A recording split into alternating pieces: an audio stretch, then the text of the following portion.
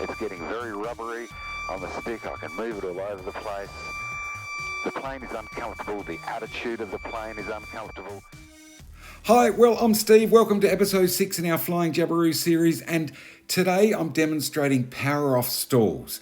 And basically this is if you pitch the nose of the aircraft too high compared to the relative wind flow over the wing, or as we call it, you get a critical angle of attack, the wing will basically stall, and I guess in simple terms, it just stops flying. So what we'll do is have a look at some stalls. I'll talk more about where this situation can occur, and it can occur quite easily. So let's get into it, and we'll talk more about where it can happen shortly.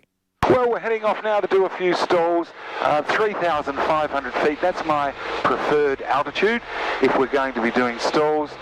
It gives us plenty of recovery time if we have to. It's a beautiful day, it's nice and calm. We're sitting along about 120 odd knots here, and we'll do some stalls. Put the aircraft into an attitude that you should not have your aircraft in, but it's important to know how your aircraft reacts in a stall. So what we'll do, I'll slow it down now, we'll do a few clearing turns to check for traffic in the general area, look for traffic underneath us. We'll try and maintain our 3,500 feet. As I said, a lot of recovery time in case we accidentally pop it into a spin. But yeah, should be a bit of fun. Always enjoy doing the stalls. So let's set it up. I'll do some clearing turns and we'll do some stalls. One thing I might mention, when you're doing clearing turns, a quick scan like this, it's not really good enough. It takes you a second or so for your eyes to focus. So when you're doing clearing turns or you're looking for other aircraft, look into the distance. Also remember to look up close, but look and just focus for a second or two in that area to give your eyes time to adjust to see something moving. So we have a look there and we focus. Yes, we have a look out here, focus, because if you just scan left to right like this, you will generally find you can't see something moving, an aircraft, and we're at 3,500 feet. There's a little bit of mist up here, which makes it even that little bit more awkward. So take your time to have a scan. We're not in a hurry to do anything, because the last thing you want to do is get into a conflict with another aircraft. Hopefully they're looking, but two people looking, as in two pilots looking, is far better than one. But okay, I'm going to slow it down now, do my clearing turns, have a good look underneath me, in front of me, all around, radio call, and then we'll do some stalls. So where's the most probable time this is going to happen? Look, generally on final, you get too slow, you get the nose up too high, or maybe you are turning onto final from base, you've overshot your center line, and you're trying to correct it with rudder rather than aileron. You know you're going slow, you don't know where, bank too high because your stall speed has increased, or you've had an engine failure and you're trying to extend a glide. You get the nose too high. These are the places that can happen. So now we'll do some stalls. We're over a farming area. There's plenty of fields we can land in if we had a motor issue. Of course, we're not over built-up areas, and we're at 3,500 feet, so we've got a lot of recovery time if we did get ourselves in trouble, and by that I mean if we were to accidentally put it into a spin. We're not allowed to spin in this category in this country, but we're going to have a look now at some stalls. So first we'll do a clean stall, so that's no flaps at all. We're getting along about 90 knots, 3,500 feet, so we'll bring the throttle back here and start to ease the stick, and because we're pulling the throttle back, we'll pull the carby heat on. So we'll just pull it back here. We don't want to lose too much altitude. Throttle back now. Bring the throttle right back. And then we start to just gently pull the stick back. Gently pull it back. We're back to 65 knots now. Back to 60. Keep bringing that stick back. Throttle is back now to 1,200 revs. 55 knots. 55. Hear the stall warning starting there at 55. So she's saying now that's the stick all the way back, all the way back. Eventually it'll drop that nose. Actually it's just holding there, which is very good at about 54 knots. And she just starts to go over there. apply throttle, carby heat off, and well, that wouldn't even drop a wing or the nose there. This aircraft is just beautifully set up. So now what we'll do is one stage of flap. Actually, I'm putting the nose down myself there. We didn't need to do that. We virtually lost no altitude at all, so I'm just going to pull it up, get back up to that 3,500 feet. But it basically just sat, I had the stick right back on the stops, and I was just moving it side to side. So why do we actually do the stalls? Look, the whole idea of doing stalls is to understand the aircraft when it gets low in speed. We're almost up to that 3,500 again. When it gets low in speed, the controls become mushy. The ailerons themselves are really not doing anything. Oh, well, they are, but everything becomes mushy. This aircraft fitted with a stall warning, so that's a good thing. A lot of aircraft aren't, and it's to understand your aircraft. So what we'll do, actually, we'll just come up just a little bit there to 3,500. There we go. And level it off now. Get our vertical speed indicator back in the 0, and we'll pull in one stage of flaps. So we're going to start to slow it down. We're slowing down, throttle coming off. That means carby heat is coming on. Start to pull that stick back. I'm going to pull in one stage of flaps here. We're in our safe flap operating zone. Once again, throttle coming back, stick coming back, and throttle is back now to 1,200. Stall warning, as you can hear, has gone off. I've got my stick back. We're back to 48 knots. She's starting to get very mushy. If you can see that stick, I'm giving it a bit of a wiggle, but not much is happening. And that's the stick held full back, and it's just starting to break there. It wants to go over, but it's not.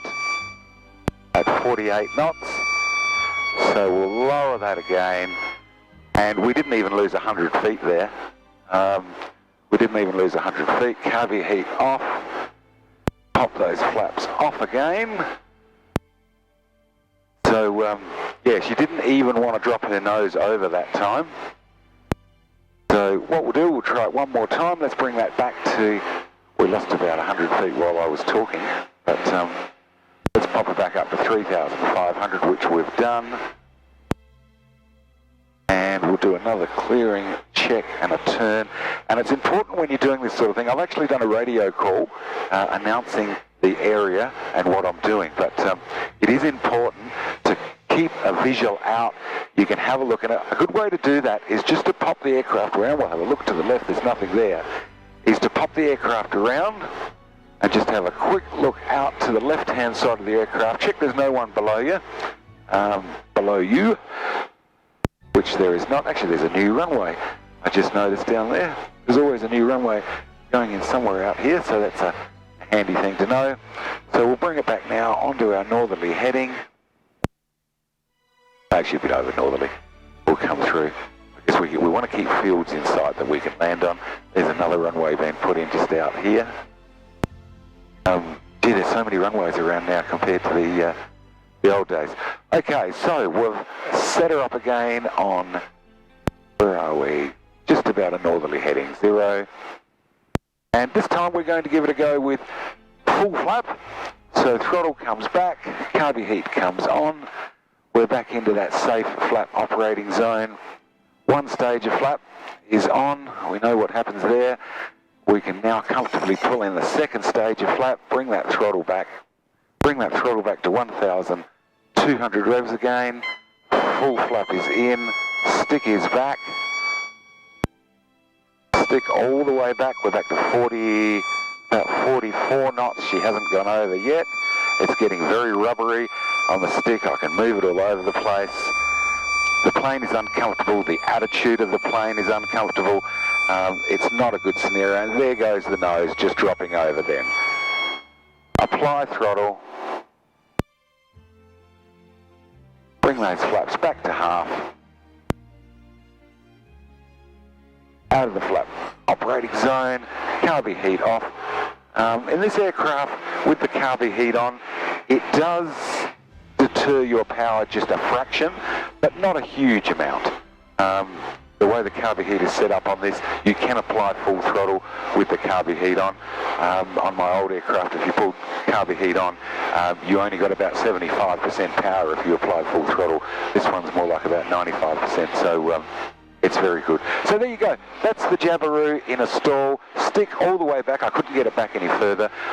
We don't do that at the full power setting. If we were to do that at full power and pull that stick back, flap on, put it into a stall, what would happen? It would quite violently, they drop a wing, they roll over onto the back and down, and you'll put yourself into a spin. In the event that that happens, and you don't want that to happen, of course, you neutralise your controls.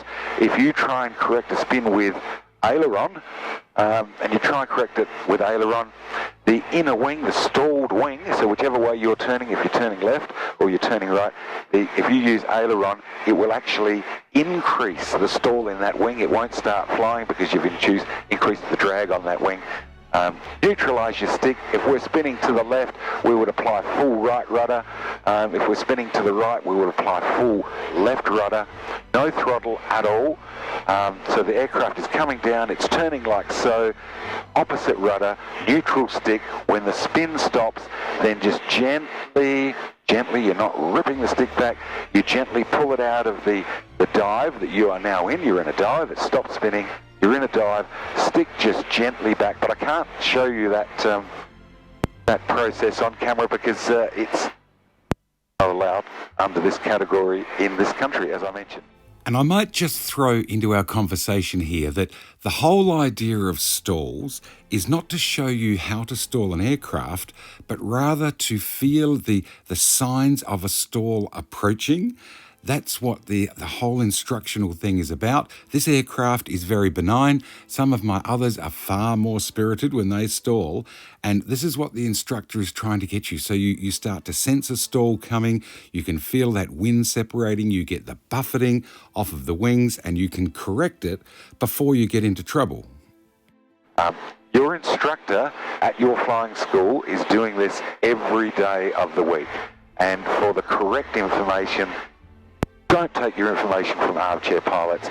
Go and talk to an instructor, someone that's familiar with the type of aircraft that you're flying, or you may hire and fly, is familiar with the aircraft that you're going to hire and fly.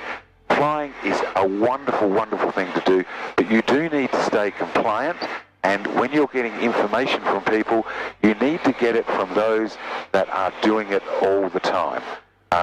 They are up to speed with all of the rules, the regulations, what's happening with an aircraft. I'm sounding like I'm preaching now, aren't I? But your instructor is the person to go and talk to, and that's what they're there for, to teach you what they're doing. But look, hopefully you enjoyed that. Just a quick video on stalls, and in the next video I'm going to hopefully do some short takeoff and landings. Actually, I might do that before I do this stall video. Who knows? That's me. I do a little bit of everything nowadays. But until next time, cheers.